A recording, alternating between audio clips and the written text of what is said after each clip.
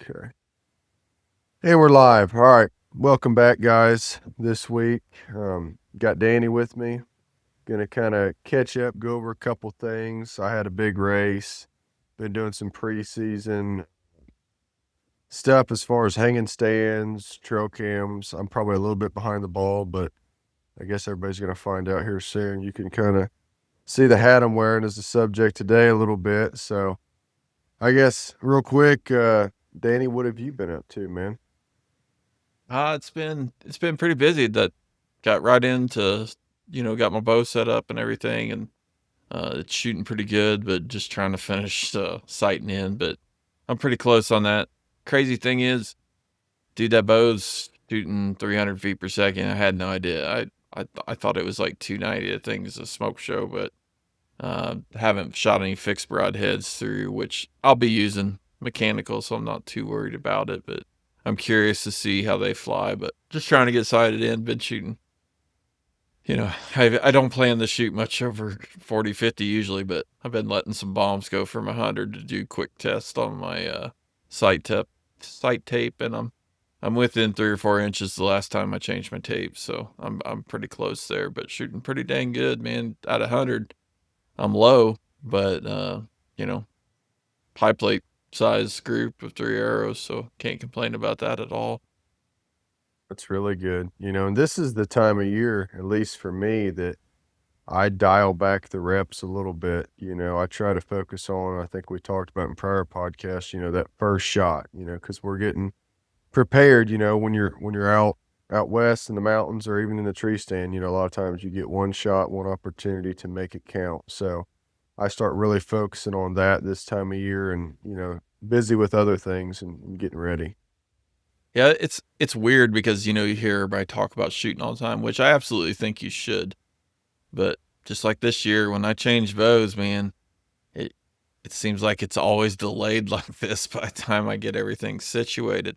But I will say, when you've bow hunted for my lifetime, it's it's always there. Yeah. The memory, the everything's always there. So I usually shoot pretty well right off the bat. I mean, I quit quick, like when I get tired and stuff. I don't let myself, if I got a problem, make a few bad shots. I quit shooting reps, and try to space it out. I actually took yesterday off, but my wife came up.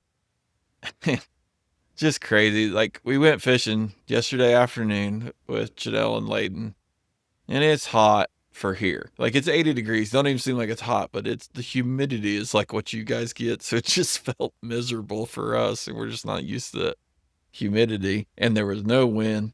Sun's blaring down. Fishing wasn't good. It's the only time my wife has been out fishing all year long. First fish she reels in, 26-inch walleye. Bigger walleye than Ah, I've caught in I don't know how many years. And I'm just like, oh my gosh. I mean, I was happy for her, but it's just like, the last time, I mean, I've only caught one fish bigger than that since the last time I caught a 26, and that was in like 17. So it was oh just like gosh. she was definitely letting me have it over it too. But she turned it That's back. It was I told her I didn't care either way, we keep it or whatever, but took it. Uh, got it. I didn't even have a tape measure big enough in the boat, which that's tells you how long it's been since I had a big walleye in there. I got one to 24, you know. But that was pretty exciting, and I caught thought I had a big walleye on, caught like a 7 pound channel cat out of the river there, walleye fishing, until right at the end it starts swirling around. You realize, oh, that's not walleye. But that's been fun, and just been out every night. Last week shooting, would go shoot and then scout the last couple hours and laid eyes on a few bucks. But this area is just the area that I'd had so much luck here in North Dakota has slowed down for sure. But there's still a lot of deer around, just not seeing them like I used to. well, and I'm a little bit behind the ball, but I got a camera out in Kentucky and then one on one of my Indiana farms. Then tonight I put two on another farm. It's a larger one we had and had some work done there so we could have some better access and open it up for some food plots. So we're getting ready to play a late season food plot there. Um, Dad planted our late season food plot at the house. I can't take any credit. He did it with him and my grandpa's. I had some other things I was doing and just didn't get to join. I really enjoy doing food plots, but I had to take the reins and say no. I needed to rest and get prepared. But Is that drilled or what? How do you do that? Broadcast? no, broadcast and cold pack this year. Yep, Are that's you what we're guys getting doing any for. rain? Yeah, we've been getting steady rain, so I do have a pretty good feeling. But I think talking with Obendorf and such, and we've been busy, but I think next year we're going to go about things differently. We're going to do some frost seeding. Um, we may try to do some drilling or something. Maybe get one, here or there.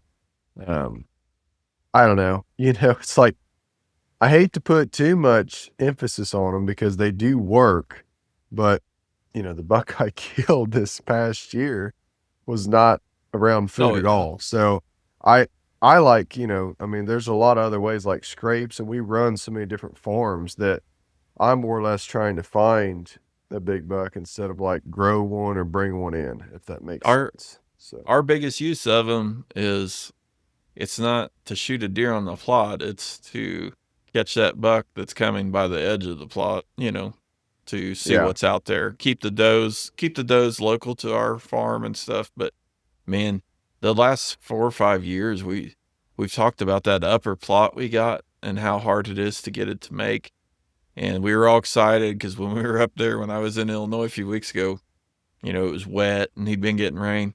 He ain't had no rain in a month, and, we're needing to yeah. plant this fall plot, and here we are again. It's so smoking hot that we don't even know if the fertilizer and stuff has got into the ground because we don't think there's been any moisture whatsoever in that area. So, I don't know. We've definitely talked a lot about looking into leaving those spring plots.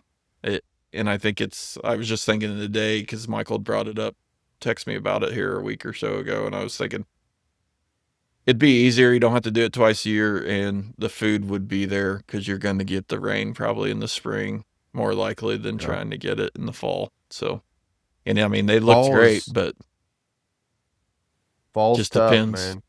Yeah. It's tough, and I say that, but the lease we have that we're getting ready to put plots. I mean, it has, I mean, probably 40 acres of corn on it right now. So there's another farm. There's alfalfa. It's got corn. It's got beans. Like so. A lot of our places are kind of taken care of a little bit. Just depends on what time of year. There's one farmer. I mean, he leaves the corn in till freaking. I mean, it's been December Really. sometimes. So there's something to utilize because some people plant that stuff for food plots. I mean, we used to plant beans. So uh, there's resources. We'll see. Yeah. I mean, it's just that we just need rain. I mean, because if we drill it, it'll do a little better, being drought protected a little bit. But it's just we definitely need rain for the upper plot. The bottom plot's not. It's already clover. It's good. It's great plot. So that stuff is really the stuff that I put fertilizer on when we were down there. Man, it shot up. You can see it in the trail cam pictures. So that our block and view there, the all did real well and came up well. But um, I guess I got out to the other night or other morning and did a little walking through one of the areas that we're hunting. We can't put trail cams out. It's so frustrating. I can't put a standard trail camera out till 10 days before season. So I get off work Wednesday, and that's what I'm going to be doing Wednesday night is trying to at least get 2 cell cams out in a couple areas. But we put a few miles on, checking out some areas that, definitely killed some deer in. And dude, that the one I've told you about, the killing tree, it just ain't nothing there. The water's changed it, the Yeah. food's changed it, the deer are not coming through that area at all. I mean, there's a few, but they'd have to swim through 6, 7 foot deep water, and if they go 100, 200 yards south, they're going to be able to walk around it without having to go through it. And so, like, it just amazed me being down there. Like, there's still a ton of deer in the area, but they're just not doing what they were 5 years ago at all. This dang beaver, if he was on private, we'd already tanner right on that date. that dam, you know. Yeah. He needs taken out. Need to wage war on him, but It's like um, Phil Robertson, man. They were yeah, always for fighting sure. beavers. I see why he was always him and Cy were always so mad at the beavers. I didn't know that because there was no Yeah. beaver. There was water down there, but there wasn't no dam, and now they got it dammed up, and you can't even. It's all different. It's almost like a swamp in that area because of the, and it's it's public, so you can't really do much about it. But um, figuring out a little, I got figuring out some new stands in that area, and then went into another spot, and this weird cows have always been in there, so the grass was lower and you could see sign a little better, and the cows ain't in there, and there's 3 or 4 foot of grass, so it's definitely kind of changed how that looks. I mean, deer still obviously using the same stuff, but just a hard area to hunt. There's no, I've talked about it, there's no nuts, it's all browse. And I mean, they're walking, these deer are moving 2, 3, 4 miles a night because they're going to fields, but they got to cover a lot of ground to get there from where they're bedding, and they can bed anywhere. So probably I'll probably put a stand back in there. But I tried calling my dad. I'm gonna go home for about a week and get back up here, and probably get here a day early before deer season starts, and be I'll get a good 5 days in before I gotta go work. So I'll have 5 solid days deer hunting early season here, Be and good. All right. and and I hope to get out at least a timer. I ain't gonna get much time because I got some work to get done at the house, but uh, antelope is already open in Wyoming, so I will try to get out a time or two from home. I'm gonna try to get out when Kentucky opens. The property I picked up, I was talking about. I'd say about a 140 10. He's got some trash down low. He's got some age to him. So Nice. for Kentucky and Velvet, I definitely take him. So I might try to slip over there. So yeah, it's right around the You corner, got man. a cam picture of him? Yeah, yeah. Oh, sweet. I'm running a lot of cell cams. I got a dozen cell cams this year. It's expensive. I looked into it. It's Yes. expensive, but I don't have as much. It's worth it's worth it to me that I have to go and change SD cards and this and that. It's just I don't have the time. Makes it I'm way kind too of much. interested to see how I just bought a couple cell cam stealth cell cams, and they were like $40, and just trying to have something that's not too crazy so that when somebody steals it, I'm not wanting to strangle someone as badly as I'm going to, but I know it's going to get stolen, even though it's got identification on it. I don't comprehend who these people are that steal this stuff, because I walk by trail cams and stands for years and years and walk by them and could take them and don't even think about it. It's like, you people that are doing that are horrible. Just are. Yeah, yeah. I've We've had even some run-ins. It's Dude, I awful. got pictures of a dude that he took my card. It's like, I think somebody asked their buddy to go change a camera card, and he changed a card, and I have pictures of this guy's face on the new card he put in. It was, and it made me so mad because I know there was pictures of a big buck I killed on it.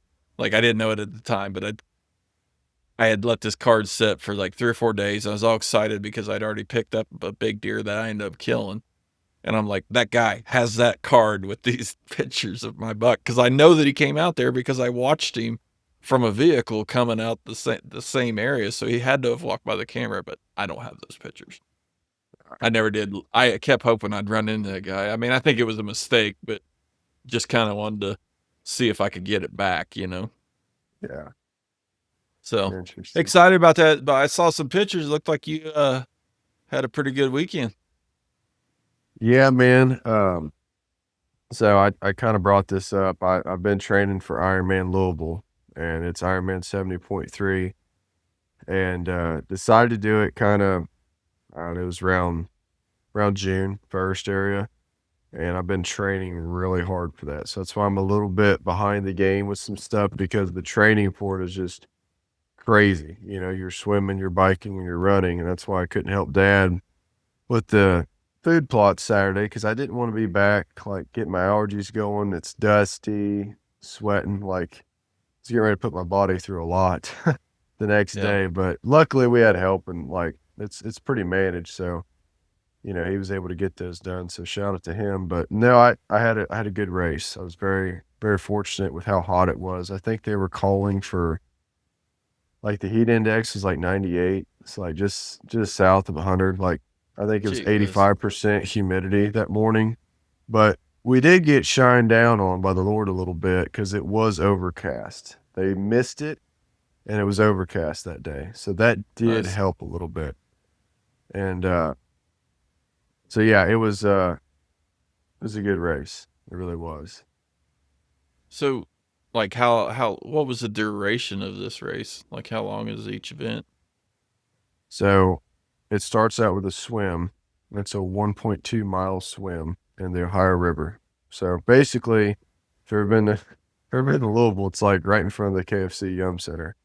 And honestly, the water wasn't too bad. We've been getting some rain. So, I mean, yeah, it's the Ohio, but it was flowing. At least it wasn't like nasty and stagnant. And then from there, you transition into the area and then you bike for 56 miles. And basically, you bike to LaGrange and back. And it's kind of if anybody's familiar with the area, and then once you come back from there, you do a 13.1 mile, a half marathon run. And dude, the run was awful. Really? It was so hilly. I mean, I don't know. Was the To, was the biking, how I was going to ask that, being along the river, and would figure that you have some hills in there. Was it not too bad? no, it was too. So like the swim, so I swam it around 34 minutes. It took me 34 minutes to swim. And then the bike took me, I think it took me, let's see, 2 hours and like 40 minutes area. Yeah, 2:42. But the swim wasn't too bad. I think the only thing that I had a little bit more in me was the swim. I think I could have swam a little bit faster, but I wasn't able to practice. Like they have practice swims down at the river, but like it never lined up with my schedule. It was only once a week and this and that.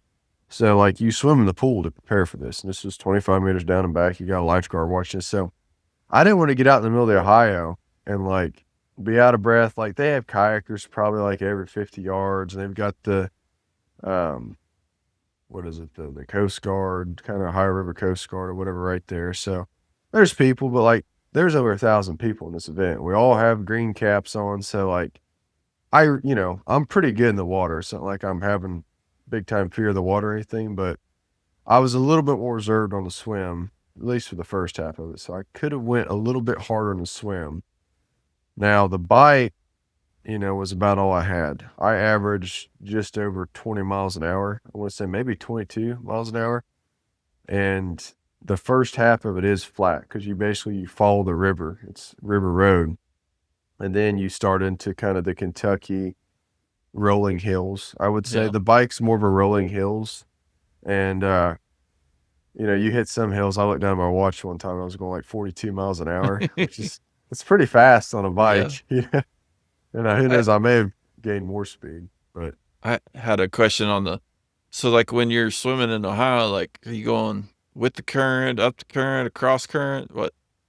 so it was with the current. So basically, you kind of they have docks right there, and you come off the dock, and there's actually a little island. So the first part of it is kind of in a channel between. So it's like you have an island out there, so it's like a channel, and then you kind of come out and you go underneath like the two main bridges of the Ohio. But yeah, you swim with the current, which there's not a lot of current, but yeah, the current does help you. Like if you think it doesn't, like if you turn around and try to swim, you would Yeah. feel it a little bit. So there's a natural current. And yeah, you don't swim all the way across. Yeah, that would suck. I think they used to do that, but they went against it and it'd be a big logistical issue. So, but you get out in it. I would say, if you're looking across, you're like a third of the way out Yeah. in there. They get you kind of away from the edge once you get past the island. Right on. And then you were saying that when you got into the run, it got real rough. Yeah.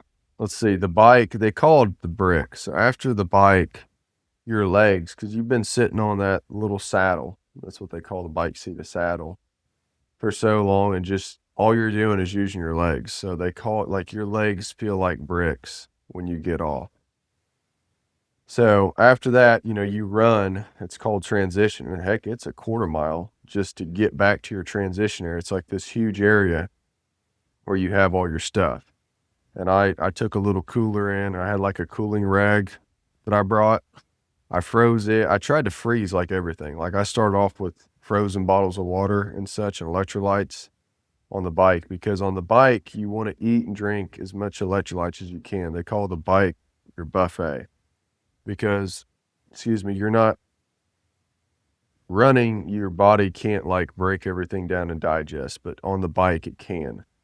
So what you're using on the bike you can replenish and be prepared for the run. So once you get off the bike, hopefully, I felt pretty good off the bike. So I got my stuff, got my cooling rag, you put your shoes on because the clock's ticking. So actually, your time is in your transition area, which I was a little bit slower because I didn't want to forget anything. I almost forgot some of my supplements because I had them in a cooler. Because like as soon as you get out of the water, you're just like, your mind's racing and this and that. You want to get on the bike and start rolling. So you get back to transition and then you start on this half marathon after you've just biked 56 miles. And dude, it was brutal. Now, luckily, they had they call them aid stations every mile. So this is like a line of volunteers, and like the first half of it, they'll be like, "We have cups of ice," and you'll take a cup of ice and pour it down your back. And I walked through every transition, and I'm glad I did because if not, I would have cramped up. And then they'll offer you like um, electrolytes. They offer you Coke, pretzels, bananas, oranges, and sometimes they'll give you gel packets. Now you don't have to take this stuff, but like I was kind of sticking with, I was putting ice down my back, even in kind of the lower area to kind of keep everything as cool as possible. And I had a towel. It's like this special towel that has like these kind of gel beads around my neck because the name Mm-hmm. of the game was to stay cool enough. So I kept that stuff cool. I was drinking water, electrolytes. I had one half a banana. I would take an orange every now and then, and then some pretzels because the pretzels are carbs and they give you salt. You need sodium or you'll lock up. And then I was feeling good through mile 6. I think my pace was around 8.5 minutes. I'd have to look back.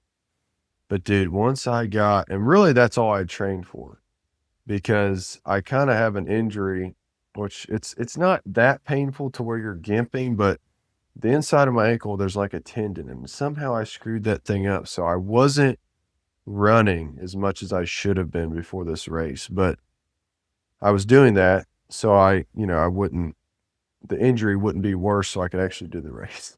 So I Yeah. knew the run was going to be a grind, and I'd pretty much only trained up until like 6 miles, and I felt great 6 miles. Like I was talking to people, and dude, mile 7 hit me. And I swear mile 7 was nothing but uphill. They like put us through this park.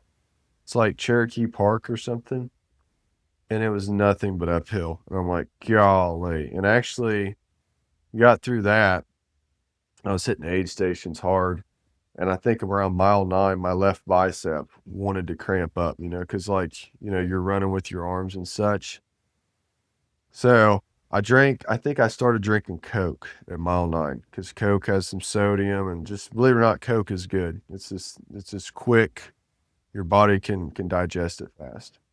So ate some pretzels, hit some Coke up.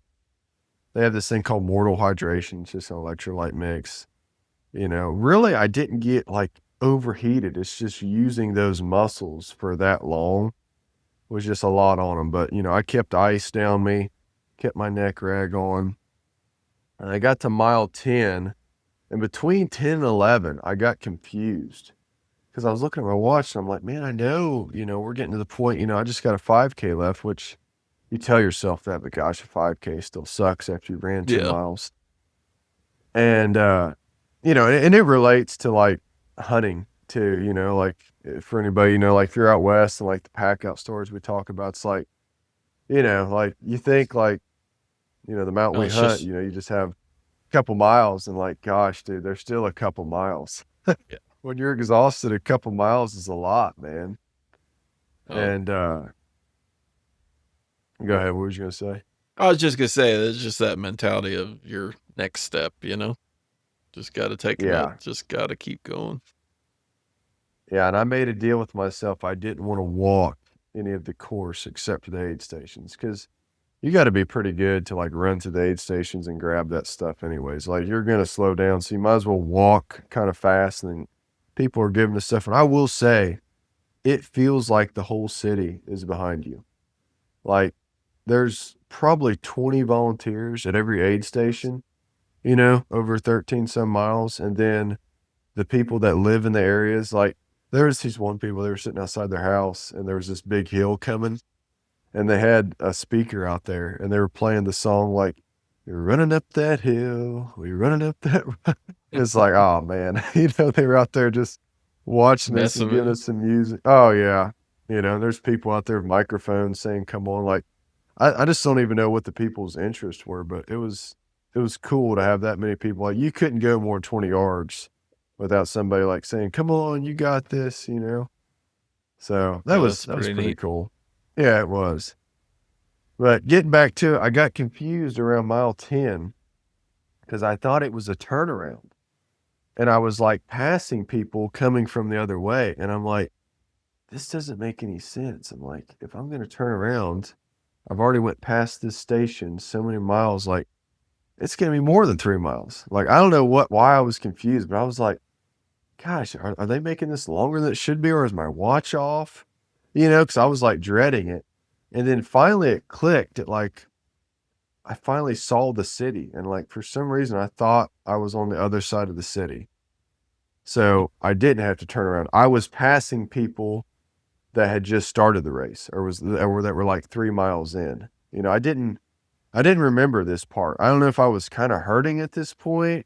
I I wonder, mean, was there any chance that you were starting to feel a little effects of like heat exhaustion or anything? You think because it can cause you to get a little disillusional. maybe like the very beginning, but I think I really just simply got turned around. And I wasn't like panicking, but like I think I got turned around because I was so focused on like how I'm gonna finish. Like you try to calculate the miles in your head and such, but I don't know. But finally, when I came to at mile 11, that was a pretty good aid station, and it flattened back out. And they were like, you got 2 more miles left, or just a little over 2 miles. I'm like, okay, that's not too bad. And dude, it was.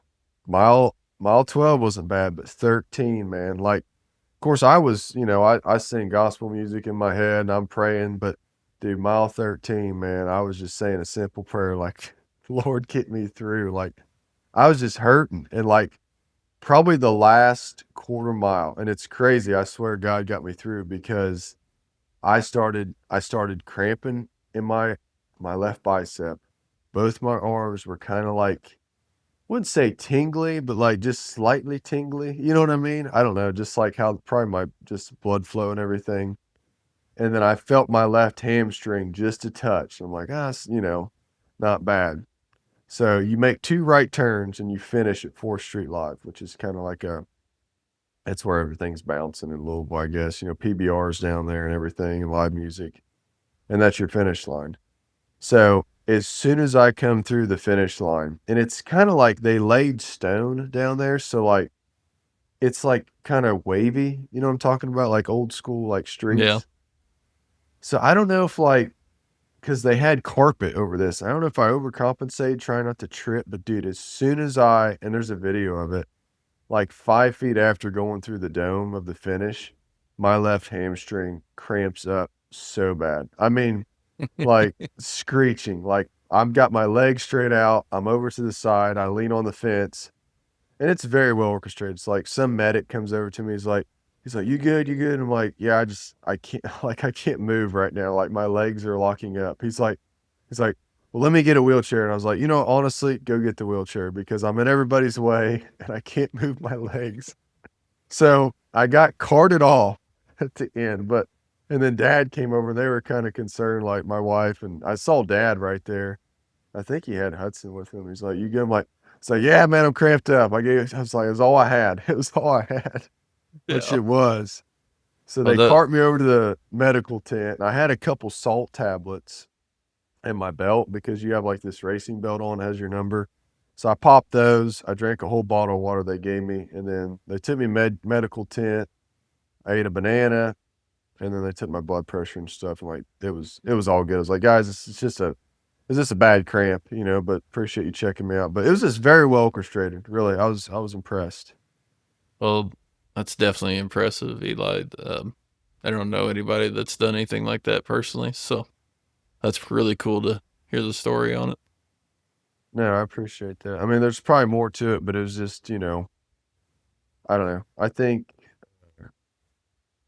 it was Joe Rogan, you need some voluntary adversity, and we do that kind of out in the mountains, and there's other mental games, but I don't know. I need that kind of stuff. I feel like I'm doing it for the right reasons. God's given me the ability to do these things. So I feel like I should do them. And I already talked to my coach, man, and said, let's continue. I'm going to maintain throughout the fall, and it works out great how triathlon season is, or Ironman, and still hunt, still do some training, and then hit it hard come New Year's. But it's the hardest thing I've done. And there's definitely harder things. It's a half Ironman, um, but it was all I had at the time. I felt really good about the race. I think I finished like 290 something out of a little over 1,000. So for my first one, I had a good time. I think I was so just to put in perspective, I was pushing myself for 5 hours, and I think it was 38 minutes was my time. So Nice. Yeah, swam, like I bike, and said, ran. it's impressive, man. Like I do not know anybody else that does that. I'm always amazed. I mean, I got one place that I go to the mountain, on the mountain in Casper, and I'm just hiking and watch somebody that's got 15, 20 years on me that is running, running the mountain and will maybe see him twice. He's making a second round. And it always amazes me the effort that you guys have to put in to be able to do stuff like that. And then you think of people like Cam and what they do. Like I just it's hard to fathom the effort that goes into being able to do that. Well, it's just endurance. There's different types of endurance, and you have to have endurance in the mountains as well. Like, to hunt the way we do, when you're sleep deprived and you have weight on your back and this and that, it's just you have to endure till you get the meat back. For me on this race, endure till you get to the finish line. But and then I'm very very spiritual and biblically, man. As Christians, we're supposed to endure to the end. So to me, endurance things, which is I feel like what we're into, is just brings me closer to God. So feel very blessed to be able to do it, to be in good shape. This is a day later. I'm sore as heck, but wanted to share it with you and the audience, and hopefully somebody can take something from it. But, your body, can do usually what you ask of it, if you put your mind to it. Yeah, for sure. And I mean, it really seems like when you put in effort, it can be habitual, or to where you crave it, at times. I'm not a good example because I struggle with the exercise and stuff, but I had to laugh. Was the other day somebody Zach asked me, he's like, "It's already started, hadn't it?" And I was like, "Yeah," and that was just like late nights, getting 5 6 hours of sleep, and that's going to be my life for the next several months because I'm gonna hunt every moment, especially like up here. I jump out at really shouldn't even be going hunting because I don't really have time to get out there, but I'm still gonna pack in a mile and do that stuff. It's just you got to have the desire and need because most people ain't gonna do it. Most people will wait and hunt 1 day, 2 days maybe on the weekend, and just get a lot more time, a lot more experience every time you're out there. The hunting season's a grind, man. It's just a real long Mm-hmm. marathon, So, It is. nah, it's all good stuff, man. But I don't know. That's pretty much all I've got from it. A lot of pain, but it was worth it in the end. No, it's pretty awesome, and I enjoy seeing the clips from it and stuff because I know you put a lot into it. So that's No, I really appreciate cool. that, man. I And I do. I think think. What'd you say? Go ahead. Oh, I was just gonna say, I think this is kind of leading into like it's going to be a grind for us to get this podcast in every week, and so we may have some of these that are going to be 30 to 45 minutes just to try to get through because we're going to be pushing to hunt as much as possible and still maintain life. So, Yeah, we're gonna try to keep people updated. We're gonna pre-record a little bit. I'll have more time because training has been hours in the evenings and this and that. So I've had to really put it at the top if I was gonna push myself. So we'll get some out to you guys. I mean, I don't expect to miss a week, but if we do miss a week, we're probably hunting. So cheer us on yeah. and wait for the next week. But we appreciate everybody listening and we'll see you guys next week. Danny, you got anything else? No, I think that's it. I'm sure we'll maintain. We'll get them out. Just maybe some shorter ones, and there may be some longer ones when we got those hunting stories. I'm sure. So look Oh, forward to yeah. it. All right. Thanks, guys.